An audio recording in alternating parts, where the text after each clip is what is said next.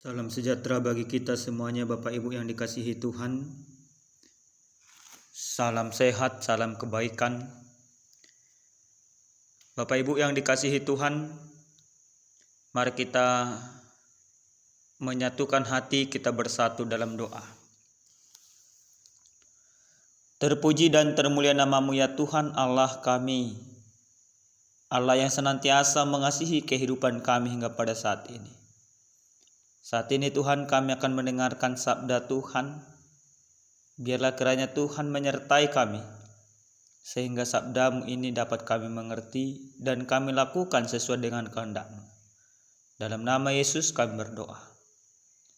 Amin.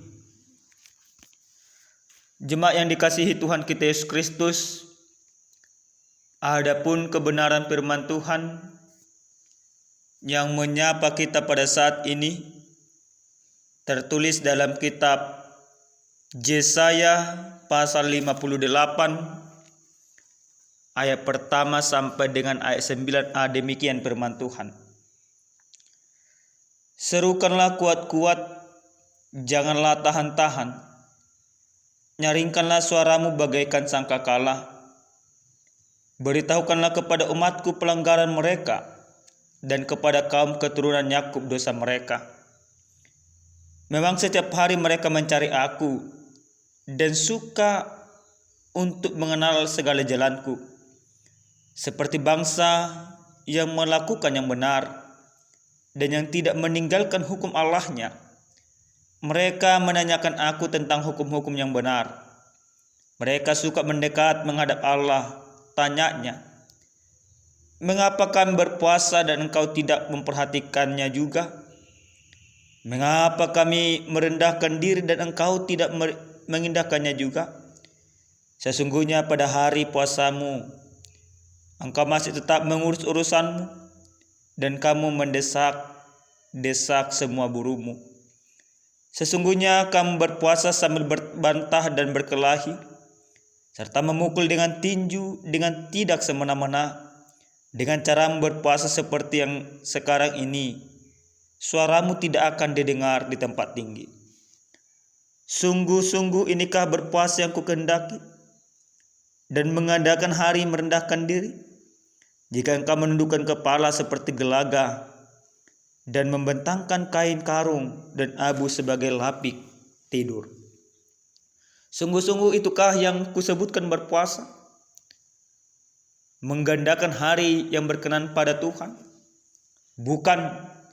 Berpuasa yang kukehendaki ialah supaya engkau membuka belenggung-belenggung kelaliman dan melepaskan tali-tali kuk, supaya engkau memerdekakan orang yang teraniaya dan mematahkan setiap kuk, supaya engkau memecah-mecah rotimu bagi orang yang lapar dan membawa ke rumahmu orang miskin yang tak punya rumah.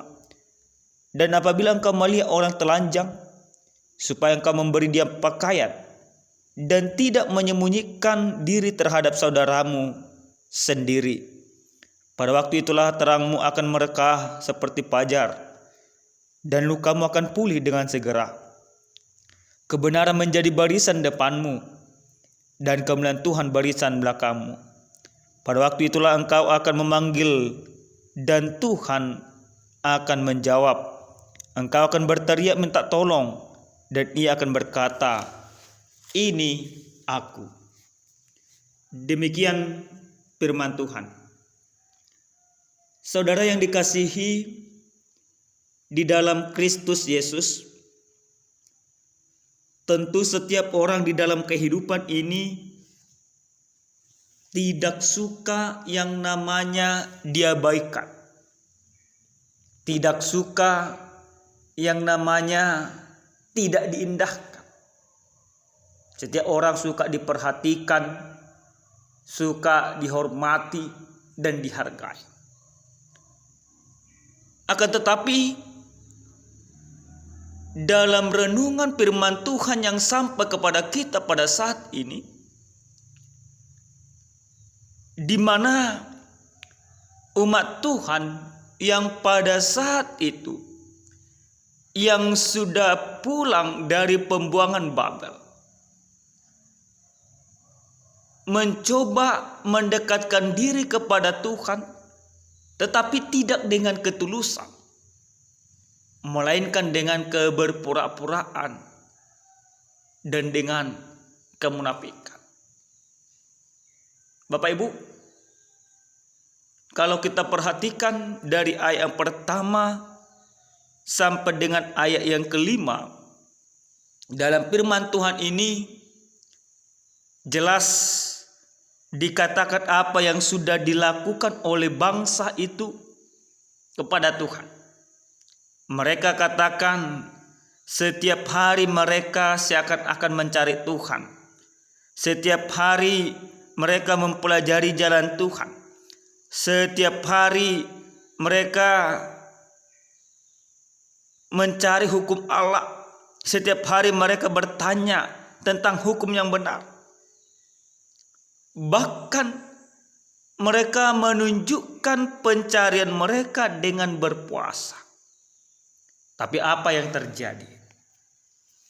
Apa yang mereka lakukan itu tidak sesuai dengan kehendak Tuhan. Apa yang mereka lakukan itu tidak diindahkan Tuhan. Lalu pertanyaan, kenapa tidak diindahkan Tuhan? Karena ada yang salah di dalam cara mereka melakukan. Karena ada yang tidak benar. Makanya dikatakan dalam ayat yang kelima itu, sungguh inikah berpuasa yang kukehendaki dan mengadakan hari merendahkan diri?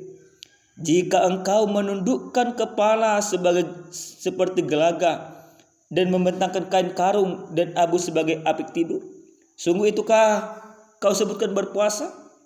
Mengadakan hari yang berkenan pada Tuhan? Tidak itu yang diinginkan Tuhan. Tuhan tidak menginginkan sebuah kemunafikan, sebuah keberpura-puraan dalam mendekati Dia. Yang Tuhan inginkan adalah ketulusan, kebenaran, dan keterbukaan dalam mendekati Tuhan. Lalu Tuhan katakan, lalu Tuhan memberikan cara kepada mereka, memberikan solusi, memberikan jawab atas apa yang mereka tanyakan. Tuhan katakan, berpuasa yang dikehendaki oleh Tuhan. Dalam ayat yang ke-6 sampai dengan ayat yang ke-9a, Tuhan katakan, berpuasa yang kukehendaki ialah supaya engkau membuka belenggu-belenggu kelaliman. Yang diinginkan oleh Tuhan dari kehidupan bangsa itu bukanlah keberpura-puraan, tetapi bagaimana bangsa itu supaya di dalam melakukan peribadahannya mereka hadir di dalam penderitaan orang lain. Mereka hadir di dalam diri orang yang lemah. Mereka membantu orang yang tertindas, tidak justru menindas orang yang lemah. Maka Tuhan katakan supaya mereka membuka belenggu-belenggu kelaliman dan melepaskan tali-tali kuk, supaya memerdekakan orang yang teraniaya dan mematahkan setiap kuk, supaya mau berbagi kepada orang yang lapar, memberikan tempat tinggal kepada orang yang tidak punya tempat tinggal. Dan dengan demikian maka apa yang mereka lakukan akan berkenan di hadapan Tuhan. Lalu dalam ayat ke-9 Tuhan katakan, engkau akan berteriak minta tolong dan ia akan berkata, ini aku. Dan Tuhan akan menunjukkan dirinya kepada bangsa itu. Nah Bapak Ibu, yang dikasihi oleh Tuhan kita Yesus Kristus, tentu apa yang disampaikan kebenaran firman Tuhan ini menjadi sebuah perenungan bersama bagi kita di dalam menjalani kehidupan, khususnya dalam mencari Tuhan. Kehidupan kita sering sekali hampir sama seperti orang Israel yang sudah merasa bahwa dia sudah beribadah, yang sudah merasa bahwa dia sudah mencari Tuhan, yang sudah merasa bahwa dia sudah berkenan kepada Tuhan. Ukuran yang dia pakai adalah ukuran di dalam pikirannya sendiri, bukan ukuran Tuhan. Lalu apa yang diinginkan oleh Tuhan dari kita pada saat ini? Yang pertama, Tuhan menginginkan dari setiap orang yang percaya supaya orang yang percaya itu senantiasa mampu memerdekakan orang yang menderita. Orang yang percaya menjadi sumber kemerdekaan bagi orang yang menderita, bukan menjadi sumber penindas. Bagaimana orang yang memerdekakan? Berarti kita harus melakukan hal-hal yang baik kepada orang lain, tidak mencari keuntungan. Mari kita memerdekakan setiap orang di dalam kehidupan kita. Sebagai seorang suami, mampu memerdekakan istrinya di dalam rumah tangganya. Sebagai seorang istri, mampu memerdekakan suami. Karena banyak sekarang ini Bapak Ibu yang dikasihi Tuhan, di tengah-tengah rumah tangga pun tidak ada kemerdekaan. Istri merasa tertindas dan teraniaya, suami merasa diperlakukan tidak adil, tidak dihargai. Tapi karena kita sama-sama mencari Tuhan, maka tempatkan dirimu, posisikan dirimu untuk memerdekakan orang lain. Sebelum engkau memerdekakan orang yang jauh, merdekakan dulu suamimu, merdekakan dulu istrimu, merdekakan dulu anak-anakmu. Bagaimana kita memerdekakan? Dengan kasih Tuhan senantiasa kita tunjukkan di dalam kehidupan. Yang kedua, dari firman ini kita mau diajar bagaimana setiap orang percaya untuk senantiasa penuh kasih terhadap sesamanya. Ini yang kedua. Bagaimana setiap orang yang percaya penuh kasih terhadap sesamanya. Penuh kasih berarti mau diajarkan bagi kita ketika kita mampu berdiakonia. Berdiakonia menjadi sebuah panggilan bagi kita. Kita tidak lagi berpuasa hanya tidak makan dan tidak minum.